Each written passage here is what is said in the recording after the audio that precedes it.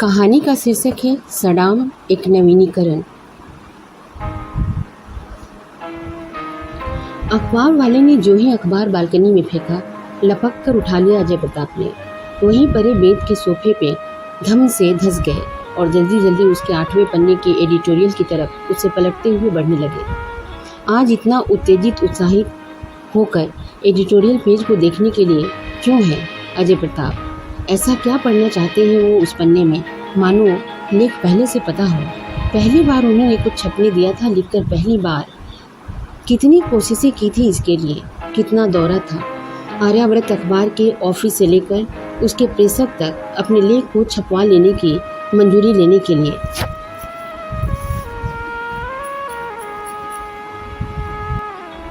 ताबड़तोड़ 7-8 बार पन्ने को ऊपर से नीचे तक, उसके हर खंदे, प्रत्येक स्तंभ को देख चुका था, इस ख्याल से कि कहीं अपनी दृष्टि की गलती से वो चूक न जाए और पढ़ने से वंचित होकर ये समझ ले कि प्रेषक संपादक ने उसके लेख को छापा ही नहीं। मगर यही सच था, उसका लेख नहीं छापा गया था। आखिर क्यों? जान पहचान की सुदृढ़ तार जोड़ लेने में तो उसने कोई कसर नहीं छोड़ी थी। हाँ, ये अलग बात है कि ये 2-3 कड़ियों वाली तार थी। फिर भी क्या किसी लेख को अखबार में छपवाने के लिए ऐसे तारों की अनिवार्यता है? वो तो उसने अपने कार्य में निश्चितता लाने के लिए उन्हीं प्रबंध बैठा लिया था, अपनी सक्षमता और समर्थता के छापने के लिए आगे बढ़ाने के पहले एक सरसरी निगाह दौड़ा दिया था राजेश पांडे ने। आर्यावर्त अखबार का प्रेषक, संपादक, सब कुछ था वो, सर्वे सर्वा था उसका। ये सब क्या लिखा है? नहीं, एक तरफ पूरी के ढेर की तरफ फेंकते हुए भनभना उठा था वो। बिल्कुल नहीं। अब मुझे क्या पता था इसके भीतर ये सब कुछ लिखा है? नहीं छापनी है मुझे ये लेख, नहीं छापनी। ये लोग सनक गए हैं क्या? क्या अनाप शनाप बकने लगे हैं? परिवर्तन लाने का ये किस तरह का ठेका ले रखा है इन लोगों ने? अब क्या आम और बबूल में कोई अंतर नहीं रहेगा? बबूल से बबूल नहीं होगा तो क्या आम पैदा लेगा? अब क्या निर्मल शुद्ध और अशुद्ध कलुष के बीच के फर्क को पाट देगा? श्री राम श्री राम।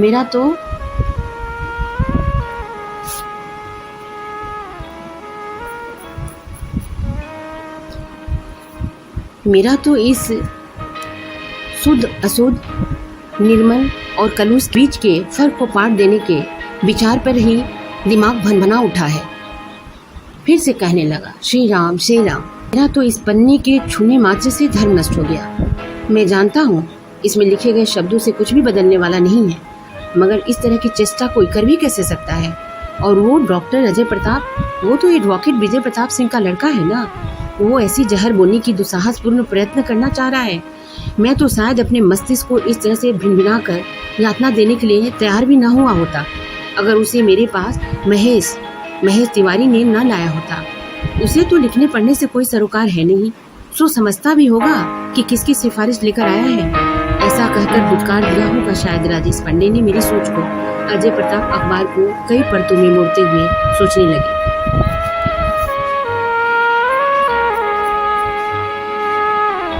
लेख क्या था? समझिए, एक छोटी सी कहानी थी, फूल सिंह की कहानी।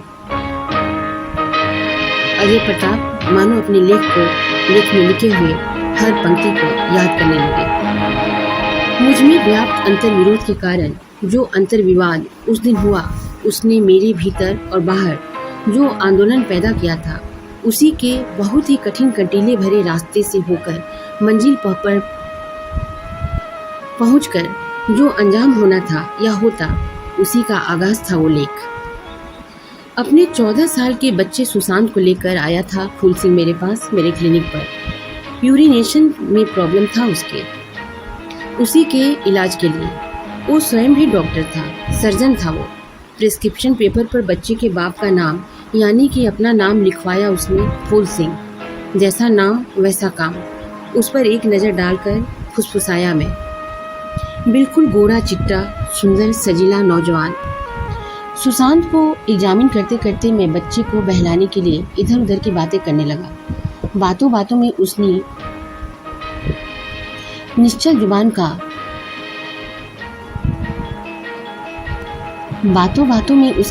जुबान इस समाज का हिस्सा होने के नाते उसी से छल कर गई। उसने बताया वो डोम है, और अपनी कॉलोनी के आगे थोड़ी दूर चलने के बाद जो बस्ती है उसमें उसके रिश्तेदार चाचा मामा रहते हैं, वहीं का पानी पी लिया था। उसके पश्चात ही उसे ये सारी दिक्कतें शुरू हुई थी। फूल सिंह ने कहा होता तो क्या मैं ये सोचता कि उसकी जुबान फिसल गई कि वो डोम है। फूल सिंह चला गया, कुछ दवाइयाँ और जांच लिखकर उन्हें दे दिया और 1 सप्ताह बाद फिर आने को कह दिया। मगर मेरे कानों में एक ही शब्द बार बार गूंज रहा था, डोम डोम डोम। डॉक्टर फूल सिंह से जिससे नई नई जान पहचान हुई थी, उसका सारा उमंग जैसे कहीं धुआं हो गया। यह सच जानकर, यह सब कुछ जानकर। जब से दुनिया को देखा है, अपनी कपोली आंखें फूटने के बाद, डोम की परिकल्पना से परिभाषा तक एक खास आकार लिए हुए है जो शायद कहीं से कभी से स्वीकार्य नहीं था। दुनिया बदली, जमाना बदला, मगर उस आकार के अभेद्य दीवारों को हम सब हटा नहीं सके। हम सब शायद आज भी नहीं तोड़ पाए उस अभेद्य दीवार को। डोम आज भी तन्हा अपने उसी आकार के भीतर जीता है, मरता है। यह मेरे अस्वीकार्य आदेश जो मेरे कहीं बहुत भीतर से बार बार आ रहा था और फूल सिंह, डॉक्टर फूल सिंह के सारे व्यक्तित्व और उसकी चमन को धूमिल कर जाता था। मैं कहता, नहीं, फूल सिंह डोम नहीं हो सकता। लेकिन क्यों एक डोम डॉक्टर नहीं हो सकता? मन फूल सिंह को पसंद कर चुका था, मगर डोम को स्वीकार नहीं कर पा रहा था। आखिर क्यों? डोम इस शब्द के साथ इसकी उत्पत्ति से लेकर अब तक की सारी कहानी, इसका सारा माजी जुड़ा हुआ है। डोम जैसे ही हमारे कानों में पड़ता है, आज के इसके स्वच्छ सुंदर डोर को पकड़े हम इसके पूरे माजी को खंगालते हुए इसकी उत्पत्ति तक पहुंच जाते हैं, जहां कुछ बहुत गंदा अमानवीय इंसान के साथ असह्य बेईमानी की कहानी से हमारा सामना हो जाता है।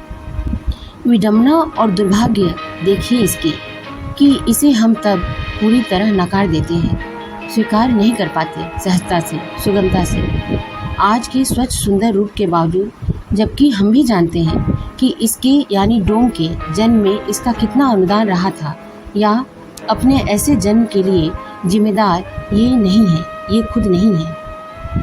हम सभी पंडित, क्षत्रिय, लाला वगैरह का कभी जन्म हुआ था, मगर आज भी हम अपने उस पुराने नाम का ही इस्तेमाल करते हैं और शान से कहते हैं। उस उत्पत्ति की कहानी को छोड़ना नहीं चाहते, भूलना नहीं चाहते। ये नाम राजपूत, भूमियान, पंडित, कायस्थ हमारी पहचान है, हमारी जान है। तो फिर डोम की पहचान इतनी उपेक्षित क्यों है? यह ना ही इसके शान का कारण बन सकता है, न ही पहचान का। ये तो जब इसे भुलाकर, इसे छुपाकर किसी के सामने खुद को प्रस्तुत करता है, तब फूल सिंह डॉक्टर फूल सिंह होता है। अन्यथा तो दिलो दिमाग में इसे स्वीकार अस्वीकार करने के बीच एक अंतर्द्वंद, अंतर्विरोध शुरू हो जाता है। मैं और भी अपनी सोच की तल्लीनता को बढ़ाते हुए गहराई में डूबता चला गया।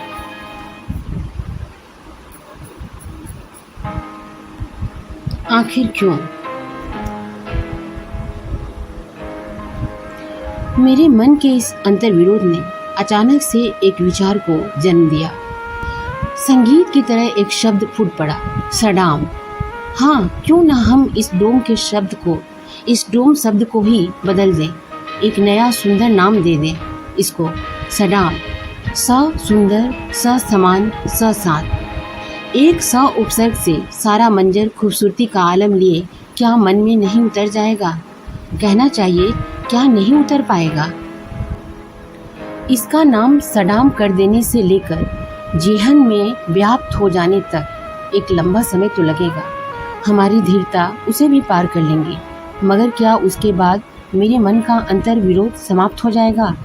सडाम क्या इस अंतर्विरोध को कम कर पाएगा, समाप्त कर सकेगा? उसकी नज़र घड़ी पर पड़ी। 12 बज गए। एक लंबी सांस लेते हुए उसने कहा, मानो किसी का इंतजार कर रहा हो। अभी तक सुमन नहीं आई, डॉक्टर सरिता सुमन सिंह, मगर वो उसे सुमन ही पुकारने लगा था शुरू दिन से ही। मंजू का अनुकरण करते हुए। सडाम आगे भी जारी रहेगा अपने दूसरे भाग में। कहानी का शीर्षक है सडाम एक नवीनीकरण। अखबार वाले ने जो ही अखबार बालकनी में फेंका, लपक कर उठा लिया अजय प्रताप ने। वहीं परे बेंत के सोफे पे धम से धंस गए और जल्दी जल्दी उसके 8वें पन्ने के एडिटोरियल की तरफ उसे पलटते हुए बढ़ने लगे। आज इतना उत्तेजित उत्साहित होकर एडिटोरियल पेज को देखने के लिए क्यों है अजय प्रताप? ऐसा क्या पढ़ना चाहते हैं वो उस पन्ने में, मानो लेख पहले से पता हो। पहली बार उन्होंने कुछ छपने दिया था लिखकर, पहली बार। कितनी कोशिशें की थी इसके लिए, कितना दौरा था आर्याव्रत अखबार के ऑफिस से लेकर उसके प्रेषक तक अपने लेख को छपवा लेने की मंजूरी लेने के लिए।